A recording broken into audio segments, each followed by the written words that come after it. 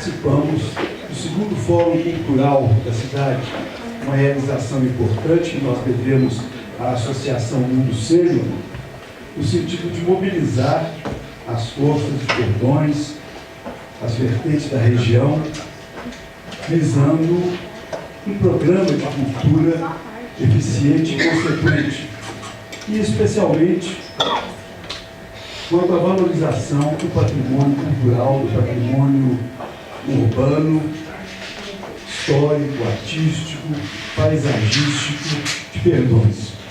Eu quero agradecer o convite à Associação Mundo Sênior, recebi uma representação da Associação de Gabinetes da Secretaria do Estado de Cultura e Belo Horizonte, e nós acertamos este momento de encontro e de diálogo com representações da comunidade de Perdões no segundo Fórum Cultural. Agradeço ao Bruno Costa e parabenizo, bem como a todos os seus companheiros e companheiras, pela organização dessa entidade, pelo trabalho já desenvolvido e pelas perspectivas luminosas que se multiplicam no sentido de resultados cada vez mais consistentes nos objetivos traçados e que envolvem tantas pessoas e Perdões. Eu quero cumprimentar também o vereador Anderson, é um prazer reencontrá-lo, e em seu nome eu saúdo todos os vereadores presentes. Nós passamos também hoje, no final da tarde, pela Câmara Municipal de Perdões. Tive a oportunidade de visitar o museu. Quero agradecer a dona Olinda, exatamente, que nos recebeu e nos apresentou o Museu de Perdões. Ali também eu tive a oportunidade de passar pela rádio FM Verso, com o Rodrigo. Temos também deixar um depoimento sobre essa grata visita a Perdões.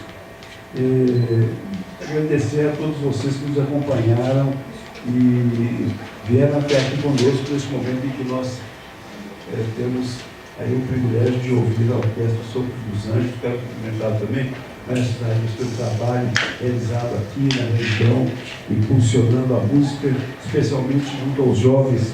O meu amigo Fabrício, ex-secretário de Cultura de Santo Antônio do Amparo, estava dizendo a importância do seu trabalho e de parcerias já estabelecidas também em Santo Antônio e aqui para o crescimento da atividade musical na região. E nós vemos um bom resultado aqui na Orquestra Sopro dos Anjos. É com muita satisfação que eu me integro a esse movimento do Mundo Sênior em favor do patrimônio cultural de Perdões.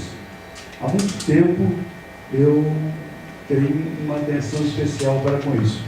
Quem me chamou a primeira vez a atenção para a cidade de Perdões foi Dom Francisco Barroso Filho, ex-bispo emérito de Oliveira e meu amigo querido de Ouro Preto. Eu fui prefeito de Ouro Preto por 3 mandatos, e Dom Francisco Barroso Filho, natural de Ouro Preto, como pároco da paróquia de Nossa Senhora da Conceição de Antônio Dias, na velha capital de Minas Gerais, ele criou o Museu Aleijadinho e diversas outras iniciativas visando a preservação e a utilização adequada do patrimônio cultural sob responsabilidade da paróquia de Antônio Dias.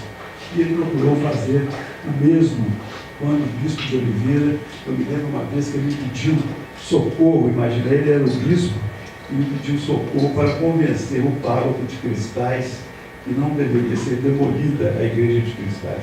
Felizmente houve um movimento e ele também, com a sua autoridade episcopal, conseguiu impedir isso. Havia uma desnecessidade completa na destruição daquela igreja e ninguém entendia por quê.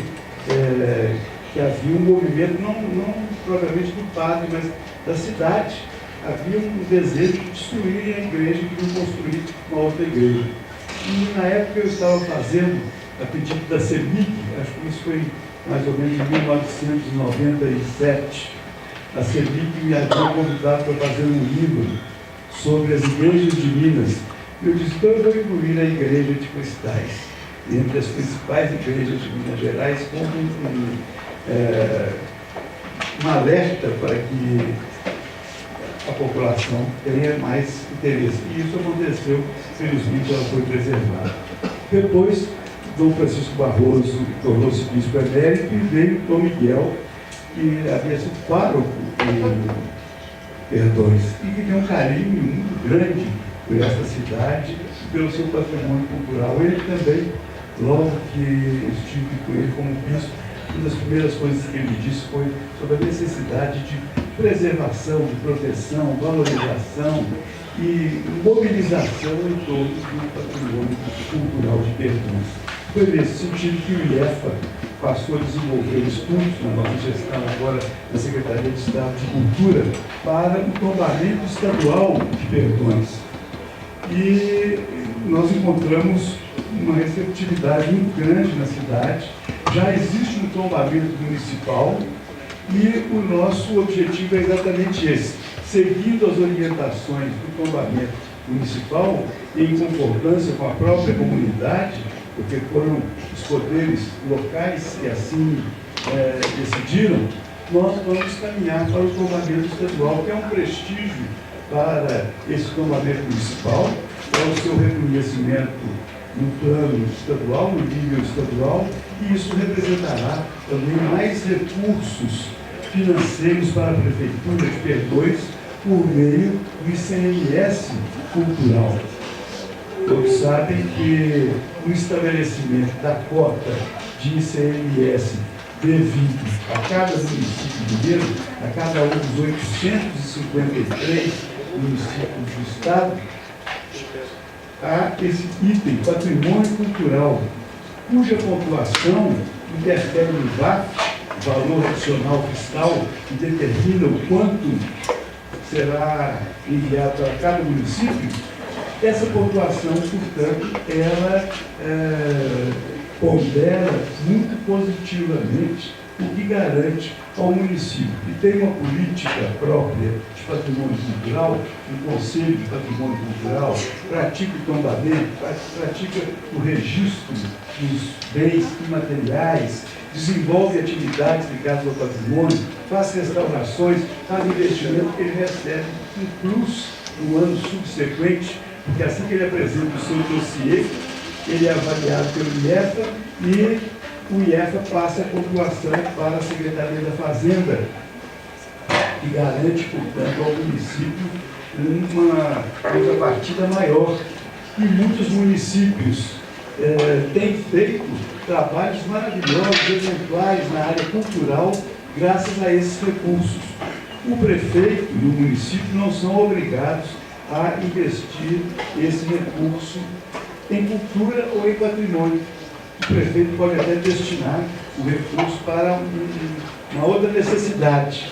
No entanto, aquele que aplica o recurso no Fundo Municipal de Patrimônio e investe em patrimônio, ele vai ter um saldo qualitativo no ano subsequente, porque vai crescer ainda mais em pontuação e vai garantir com esse recurso uma verba substancial para as ações culturais e patrimoniais.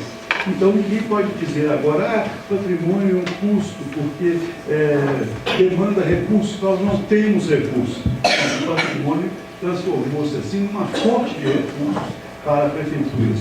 Muitas das nossas pequenas prefeituras, nós sabemos que o Estado de Minas Gerais é aquele que conta o maior número de municipalidades no contexto da Federação Brasileira. São cerca de 5.600 municípios nas 27 unidades estaduais do país e 853, como eu disse, estão em Minas Gerais. E desses 853 municípios, hoje, nós temos 700 conselhos municipais de patrimônio. Sendo que no Brasil, os 5.600 municípios brasileiros, apenas 1.300 dispõem de conselhos municipais de patrimônio. Então, Minas Gerais tem mais da metade dos conselhos municipais de patrimônio do Brasil. Por quê? Porque aqui nós temos esse estímulo do ICMS cultural, do recurso que retorna para o município e faz com que haja esse desejo, essa vontade política de uma ação no campo do patrimônio cultural, que o município será remunerado, o município vai receber um recurso que de outra forma ele não teria. Então é muito positivo. Nós vemos nessas pequenas municipalidades do norte de Minas que tem uma dificuldade enorme, que não tem receita, que vivem praticamente do SPM, que é o Fundo de Participação dos Municípios, aquele repasse feito pela União Federal, e que não tem ICMS porque não tem uma atividade econômica mais forte, mais suculenta no município que possa gerar o ICMS. O município acaba tendo uma contrapartida de ICMS, a qual ele nunca teria acesso se não fosse pela via do patrimônio cultural. E com isso, ele aplica mais na educação, que é também um investimento cultural, porque educação sem cultura é apenas instrução, é adestramento. A dimensão cultural é que faz com que o aprendizado vire educação. Então é muito importante que haja esses investimentos. Daí uma vantagem do tombamento. O tombamento, em primeiro lugar, está trazendo mais recursos para o município, especialmente se é um tombamento estadual. O municipal já garante bom recurso e isso é ampliado pelo tombamento estadual. Outra coisa, o tombamento estadual, ele divulga, ele propaga o nome daquela cidade, ele coloca a cidade numa linha de exemplaridade, de excepcionalidade, de singularidade, porque ela é um patrimônio estadual, ela é um bem cultural que é distinguido entre os demais pelas suas características que fazem com que ele seja único e, portanto, ele mereceu do Conselho Estadual de Patrimônio Cultural e do IEFA, que é o Instituto Estadual do Patrimônio Histórico e Artístico de Minas Gerais, essa atenção especial, esse selo de qualidade que é o tombamento. E aí nós vamos ver o seguinte, os resultados econômicos também se ampliam, porque fica mais fácil desenvolver o turismo, fica mais fácil estabelecer programas na área de turismo cultural, de lazer, de gastronomia, de artesanato, de artes, de festivais, de tudo aquilo que chama a atenção do público e estabelece, então, um outro processo de desenvolvimento através do turismo, que é uma das formas modernas de criação de emprego e de geração de renda. Até alguns anos atrás, quase todas as cidades sonhavam em ter uma grande fábrica. Havia programas do governo até para o desenvolvimento industrial e os prefeitos corriam atrás, os parlamentares ficavam ansiosos com projetos de desenvolvimento econômico, buscando uma planta industrial que talvez criasse 2.000 empregos, 3.000 empregos, 4.000 empregos. Nós não temos mais isso, porque nós estamos numa outra era. Essa era industrial, ela já se concluiu, ela já se fechou praticamente, pelo menos na história ocidental. Nós vivemos hoje uma outra realidade, em que, com o advento da era tecnológica, com a chegada da era digital, nós encerramos aquele ciclo cultural, civilizatório, socioeconômico, iniciamos uma nova era em que, no máximo, nós vamos ter empresas com 80 pessoas, 100 pessoas, porque as atividades já estão simplificadas, reduz-se, quase expulsa-se a mão de obra, não há necessidade de tanto engajamento, o pessoal já é muito reduzido, porque tudo está hoje sob o domínio da tecnologia, e é estudante que dispensa mão de obra porque ela é autossuficiente. Hoje as pessoas podem pegar um pequeno computador, ficar com ele debaixo do braço, ficar em casa e realizar um grande trabalho vinculado a dezenas de empresas, a sistemas, a conglomerados, sem necessidade de deslocamento, porque a tecnologia permite isso. Então, para criar postos de trabalho, nós vamos ter muito mais dificuldades, mas ao mesmo tempo há áreas, há setores em que essas facilidades se tornam evidentes e chamam as pessoas para que pensem, reflitam e façam investimentos planejados nesse campo. Um deles é o turismo. O turismo tem uma possibilidade muito grande que nós exploramos muito pouco no Brasil. O Brasil recebe absurdamente apenas 5 milhões de turistas estrangeiros por ano. Só o Santuário de Fátima, em Portugal, recebe 7 milhões de visitantes estrangeiros por ano. Uma cidade em Portugal, que é um país de 10 milhões de habitantes, uma cidade recebe 7 milhões de estrangeiros por ano. Nós recebemos desse país continental, com mais de 200 milhões de habitantes, nós recebemos apenas 5 milhões de turistas. E isso, para Minas Gerais, que é um estado mediterrâneo, sem praia, o estrangeiro pensa no Brasil, sempre na praia, a primeira coisa que o estrangeiro pensa com relação ao Brasil é nas praias. E nós ainda temos essa dificuldade. E o grande portão de acesso a Minas Gerais é o Rio de Janeiro, e o Rio de Janeiro está, infelizmente, desmoralizado no quadro turístico internacional pela onda avassaladora de violência que tomou conta da cidade. Uma das cidades mais bonitas do mundo, e, no entanto, é uma cidade que hoje é repelida pelos seus próprios moradores. Este ano eu tive a oportunidade de ir 2 vezes ao Rio de Janeiro, já objeto para minha vida, que eu queria sempre fugir de ir para o Rio de Janeiro. Hoje a gente pensa 2 vezes quando tem que ir ao Rio, e ninguém acredita como a gente vê o Rio esvaziado, o Rio vazio. Você atravessa a cidade inteligente, as pessoas se recolhem cedo, parece que você está num clima realmente de guerra, porque as pessoas se afastam de tudo. Se esse que é o nosso portal, se esse que é a nossa porta de entrada está sofrendo isso, imagine que expectativa que nós podemos ter a curto prazo de turistas estrangeiros. É preciso reinventar isso. E o governo de Minas Gerais, as pessoas ligadas ao setor de turismo, têm pensado tudo isso, e há outros sinalizadores, por exemplo, Inhotim, o centro Inhotim, localizado em Brumadinho, na proximidade de Belo Horizonte, até já no eixo da Fernão Dias, inseriu Minas Gerais no mapa mundi do turismo internacional cultural. Hoje nós recebemos um número muito grande de visitantes estrangeiros que vêm seguramente para conhecer Inhotim, que é um dos maiores centros de arte contemporânea do mundo. Ele está numa linha de excepcionalidade e de um atrativo que encanta pela sua originalidade e pela extensão, pela riqueza, a opulência do conjunto de obras de arte contemporâneas ali reunido, ali estabelecido. Então é um ponto muito importante. Os monumentos de Minas Gerais, que são patrimônio cultural da humanidade pela Unesco, Ouro Preto, primeiro, em 1980, depois o Santuário do Bom Jesus de Matosinhos, de Congonhas, e a cidade de Diamantina, e agora o conjunto moderno da Pampulha, como paisagem cultural, que é um outro tipo de classificação que a Unesco faz.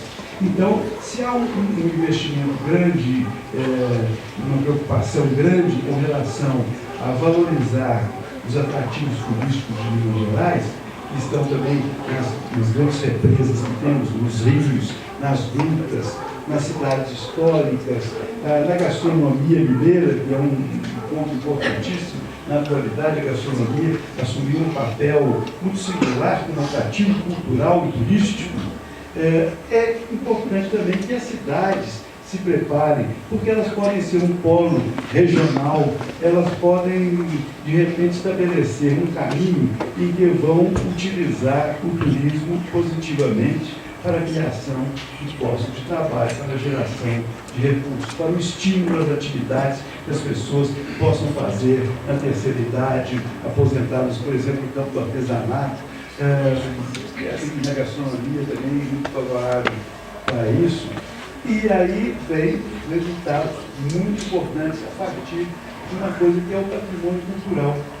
Patrimônio cultural não é apenas o que é construído, não é apenas o que é material, é também o que é imaterial, que é intangível, como, por exemplo, a música.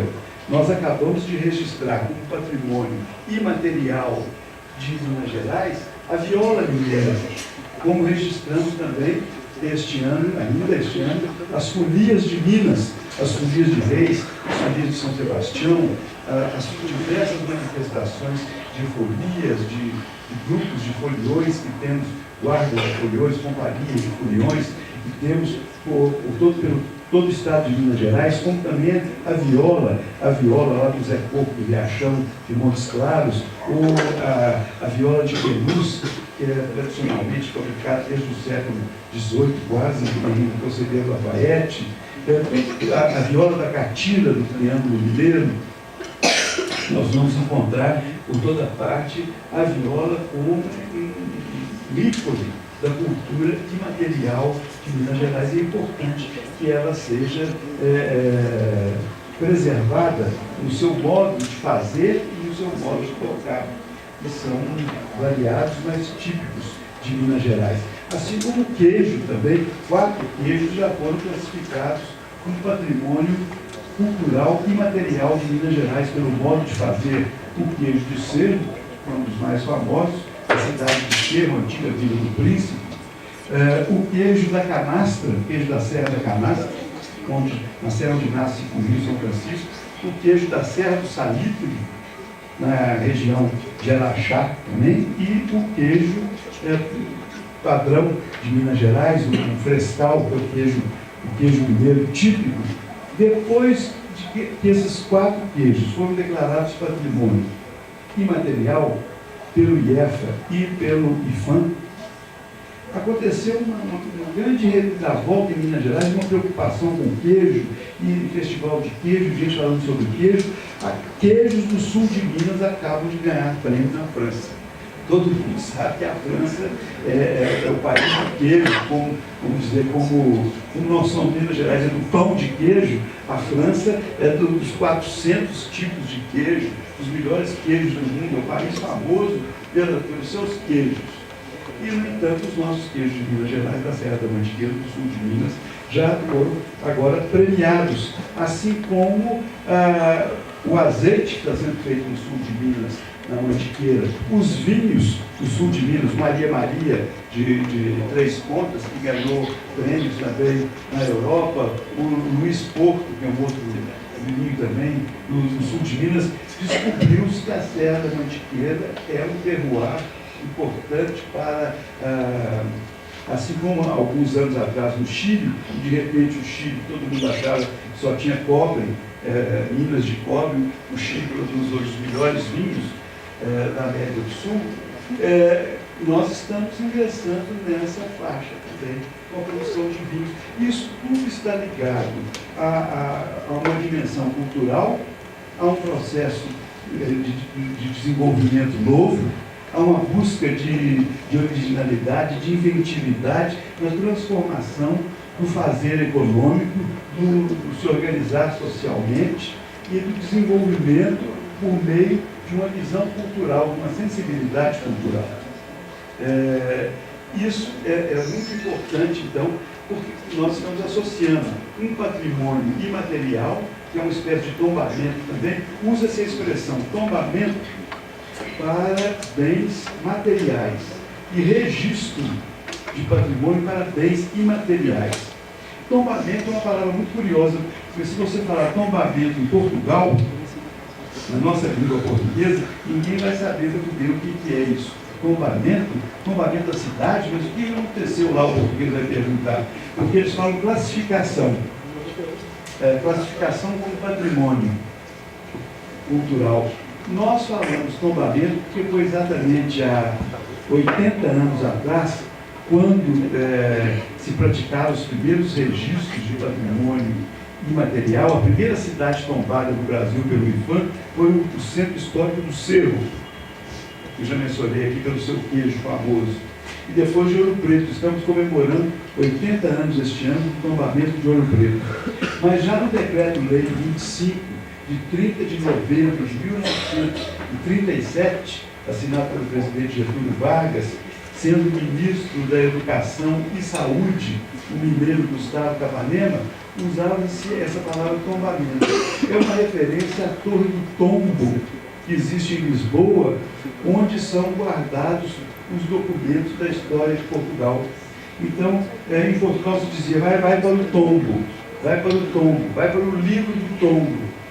E nós, então, criamos os livros de tombo e usamos essa expressão tombamento. No ano passado, 80 anos do IFAM.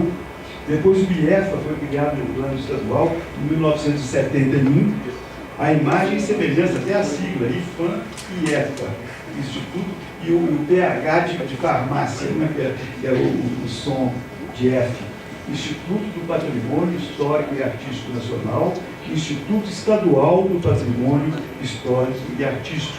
E muitas cidades têm departamentos, diretorias, ou secretarias, ou serviços de patrimônio histórico e artístico ou cultural municipal. Isso tem trazido um grande, um outro aspecto que eu quero abordar agora, um grande benefício para as cidades. Não existe cidade ahistórica. Portanto, toda cidade é histórica. Umas podem ser mais históricas do que as outras. Vamos dizer que Ouro Preto é uma cidade mais histórica do que as outras, porque ela tem toda aquela contundência da sua historicidade ali implantada, e por isso ela recebeu, inclusive, o título do Patrimônio Mundial. Mas toda cidade tem uma história e não deve se desvincular dela. Eu fui prefeito de Ouro Preto e criei a Secretaria Municipal de Patrimônio e Desenvolvimento Urbano. Eu levei para essa secretaria todo o serviço de patrimônio cultural urbano, edificado, de ambiental, o patrimônio de modo geral, o patrimônio paisagístico, e também levei a regulação urbana, o licenciamento para construir, o acompanhamento das obras, a fiscalização. Por quê? Para que o crescimento da cidade saiba que ele tem origem no patrimônio. O patrimônio não é congelamento, o patrimônio não é paralisia.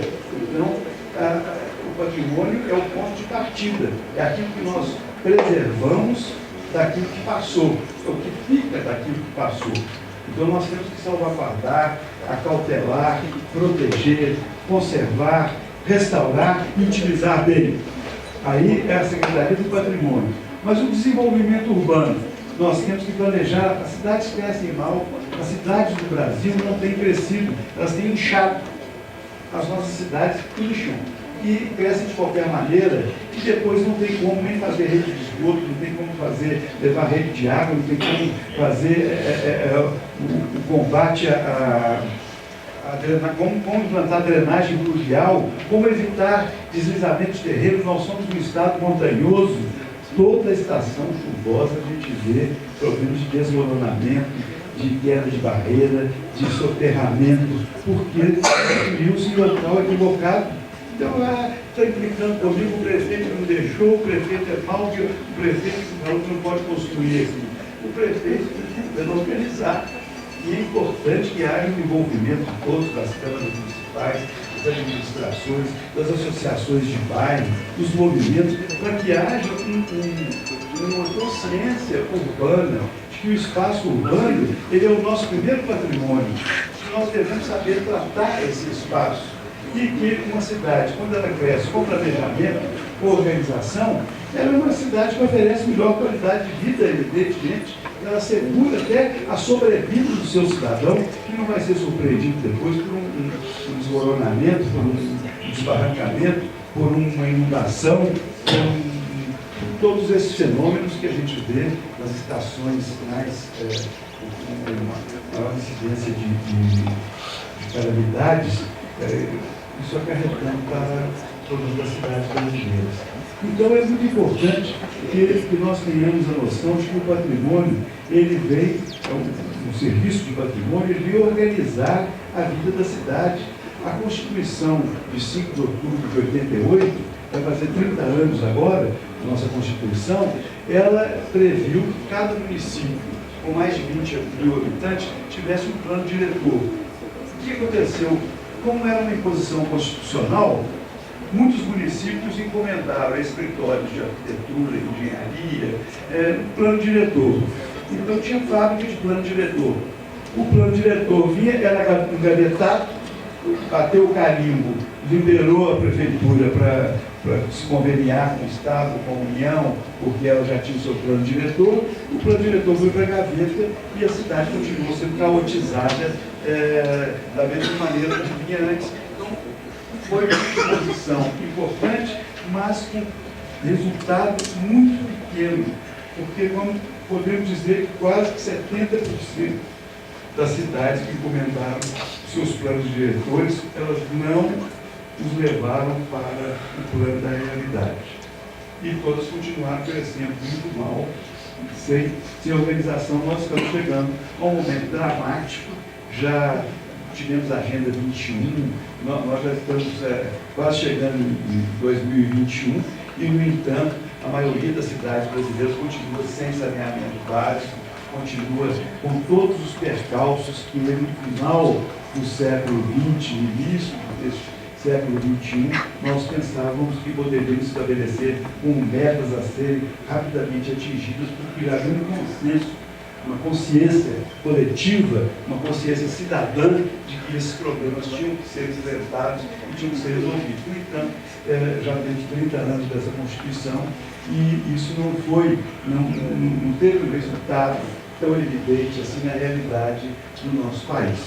É fundamental que todos participem e a gente vê muito bem como estamos vendo agora nesse processo de mudança política do país.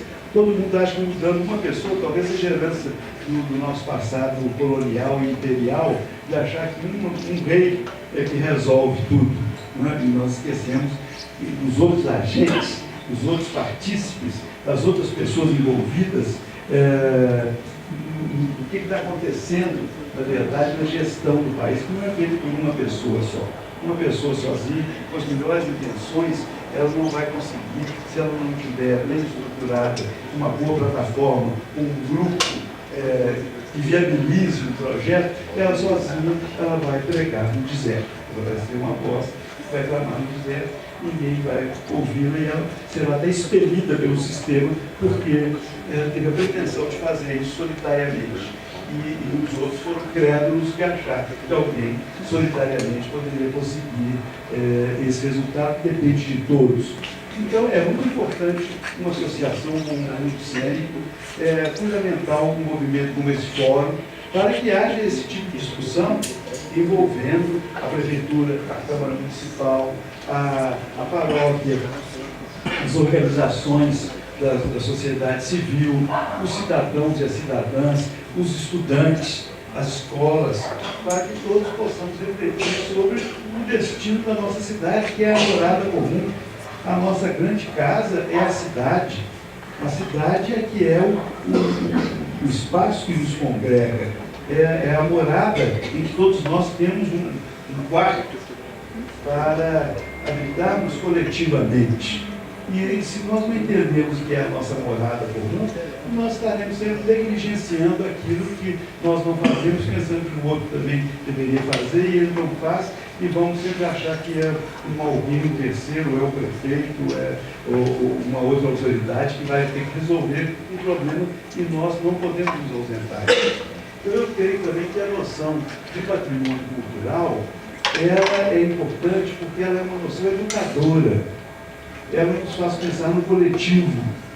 O patrimônio, o tombamento, ele acaba sendo uma hipoteca cultural que recai, no caso de bens particulares, e recai sobre um bem, dizendo o seguinte: a senhora é proprietária desse bem, ele é seu, pode utilizá-lo, não há restrição para a sua propriedade.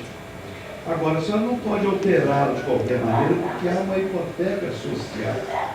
É a sua comunidade, é o seu Estado, é o seu país, é a humanidade que estão pedindo para que esse determinado bem ele tenha um tratamento especial, porque nós todos compartilhamos dessa herança. Nós somos coproprietários espirituais, ou seja, culturais, desse determinado bem material que não merece, não pode ser destruído, dizimado pela prepotência, pela arrogância de uma pessoa só, porque ele está ligado a uma comunidade, ele é um documento identitário de uma comunidade. Nós sabemos muito bem quando nós vemos algo que é destruído, quando há uma lacuna num espaço urbano, numa paisagem urbana, num cenário histórico de uma cidade, quando há uma demolição ali, nós sentimos muito bem como aquilo é uma ferida que se abre na nossa memória, como aquilo é fundamental para que as pessoas percebam o que é aquela cidade, de onde nós estamos vindo, para onde nós estamos indo, quem somos nós, o que nos identifica, o que nos solidariza, por que eu sou de Perdões? Porque eu identifico aquela praça retangular de Perdões, ou aquele largo em aclive até a igreja do Rosário, porque eu me identifico com várias casas que eu sei, aquela é a mais antiga, aquela é isso. Hoje nós estávamos andando, conversando com um grupo de pessoas, pela cidade, eu comentava com o Bruno, numa esquina nós tínhamos uma casa do século XVIII, uma casa do século XIX e uma casa do século XX, e as três representativas desses três períodos históricos, pelos seus elementos construtivos, pelo estilo arquitetônico, pelo material empregado, uma casa matrimonial com os baldames de pedra, com a pedra lavada, aparelhada nas esquinas, as janelas retangulares, a verga curva, que é do século XVIII, a janela retangular do século XIX, as telhas francesas que eram importadas de Marselha, as telhas de barro curvas, típicas do período colonial, o beiral acachorrado, uma série de elementos que nós fomos vendo na cidade. Então isso mostra que essa cidade é diferente. Por exemplo, a cidade de Oliveira. A cidade de Oliveira foi tombada. A cidade de Oliveira tem vários casarões importantes, alguns foram demolidos naquela praça. E as pessoas que demoliram, os descendentes dos demolidores, têm hoje até arrependimento, um certo pudor de dizer que na família deles eles cometeram esse crime contra a cidade.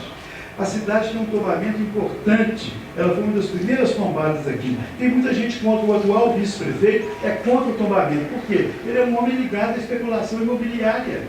Ele quer destruir tudo que tinha pela frente para construir caixotinho para ele ganhar dinheiro, vendendo 3 quartinhos aqui, 2 apartamentos ali, e não sei o quê. Ele tem o direito de destruir uma cidade inteira como aquela, só para ele ganhar eventualmente um dinheiro que amanhã ele pode até falir, teve um especulador, todo especulador acaba. O Eike Batista não faliu, por que o vice-prefeito de Oliveira não vai falir?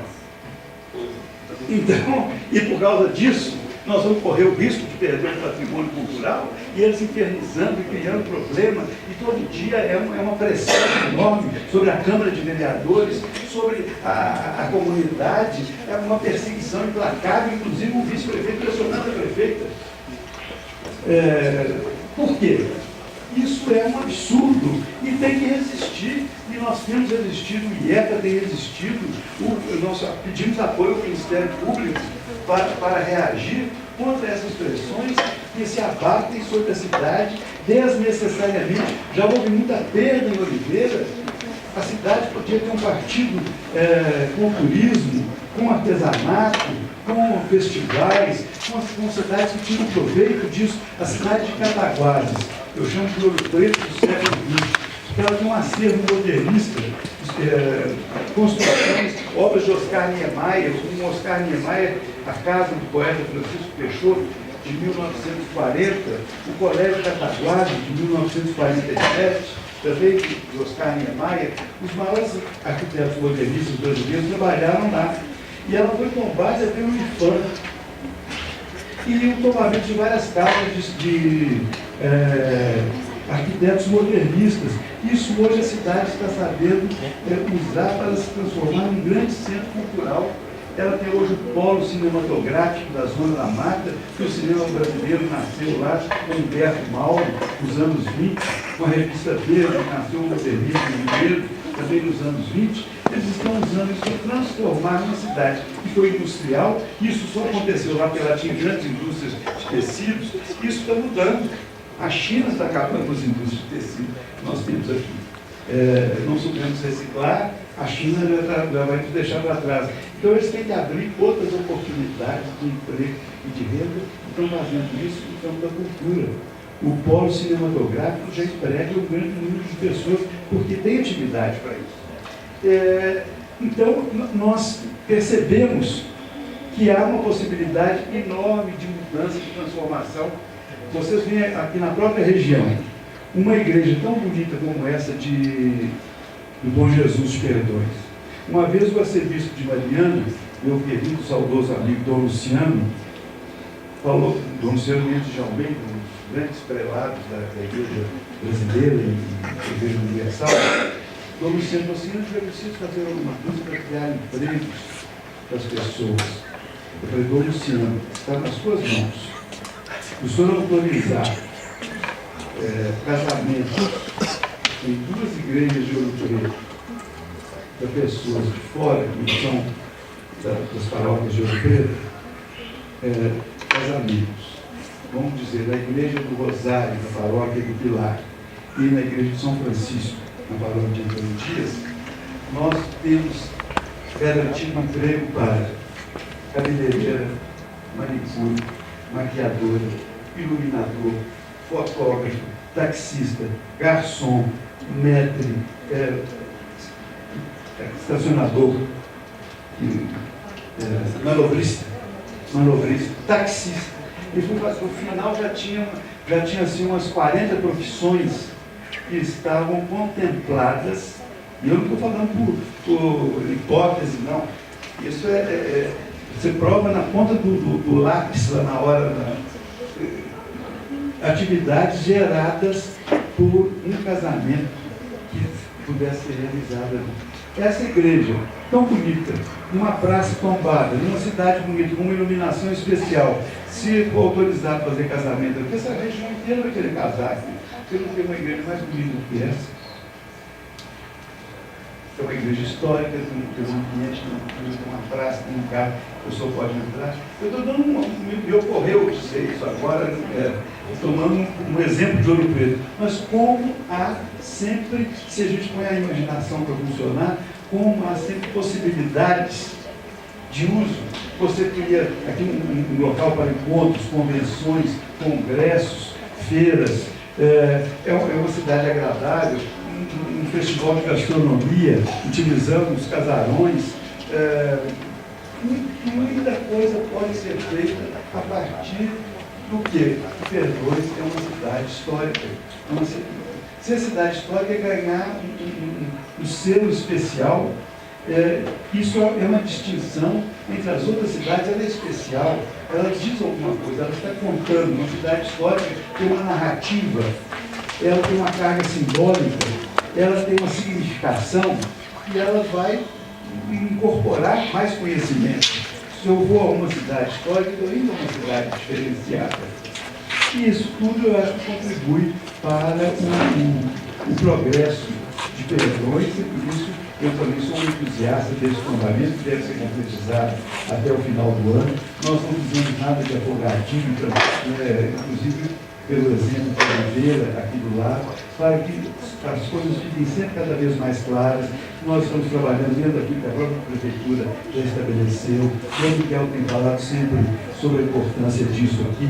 Da Câmara de Vereadores, antes de vocês tem já o Rodrigo, também tem um vereador interessado.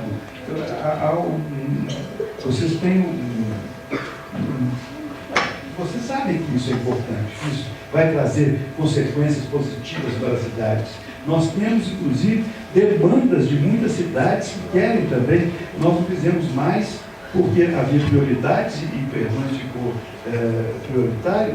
Nós terminamos antes, já estava também sendo feito algumas cidades no Vale do Jequitinhonha, mas vamos terminar rapidamente agora de Perdões, mas nós queríamos evitar que as coisas acontecessem sem uma participação devido dos poderes públicos locais, da sociedade, e sobretudo agora no caso do nosso mundo cênico, no envolvimento até da juventude, dos jovens, dos estudantes, das pessoas que querem compreender isso e participar de uma maneira mais efetiva. Eu tenho certeza que isso será muito positivo para a cidade de Perdões, para o seu futuro. Quando nós trabalhamos com patrimônio histórico, nós não somos conservadores, no sentido que a palavra tem. Um conservador é quase uma pessoa reacionária, uma pessoa voltada para retrógrada, conservadora, está voltada para as coisas do passado. A palavra pode ter esse sentido, mas na área de patrimônio nós somos, na verdade, conservacionistas. Nós não estamos apegados ao passado de qualquer maneira, nós queremos tudo de bom permanecer no passado para iluminar o futuro. Na verdade, o patrimônio cultural, ele que sinaliza o advento do futuro.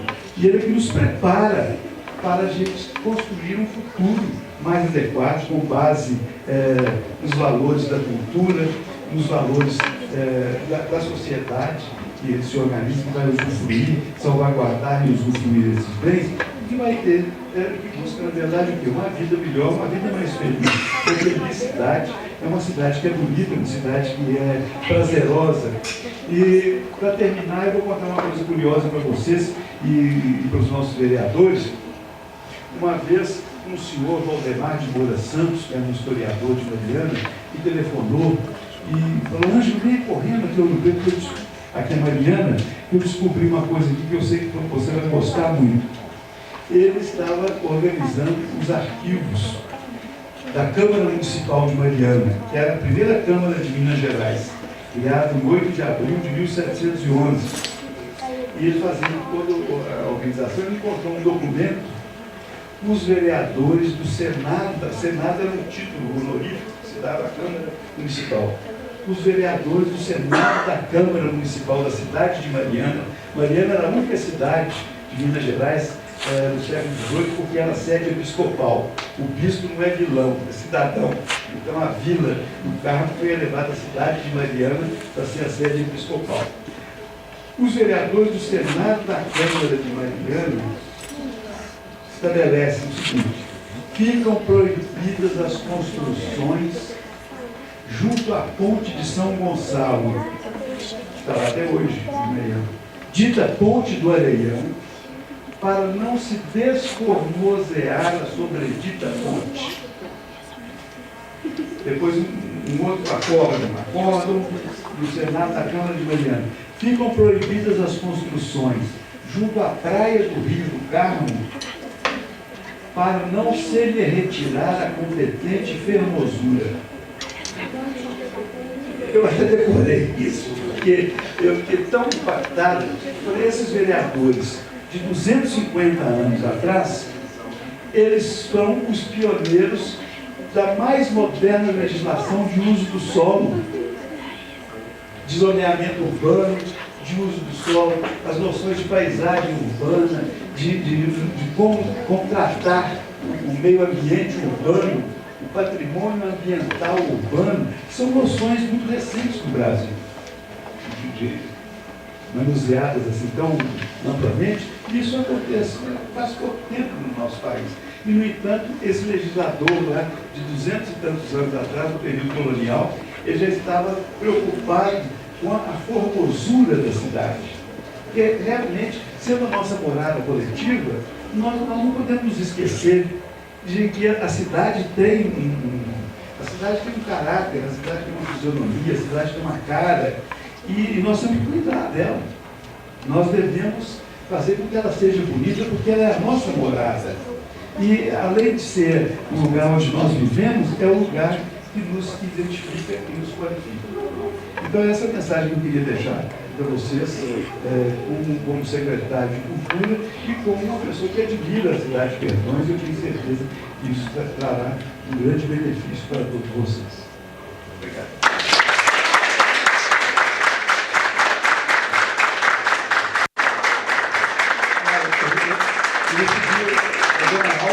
Eu Cláudia, por esse presente, e quero registrar aqui também esse agradecimento, fiquei muito feliz em ter recebido.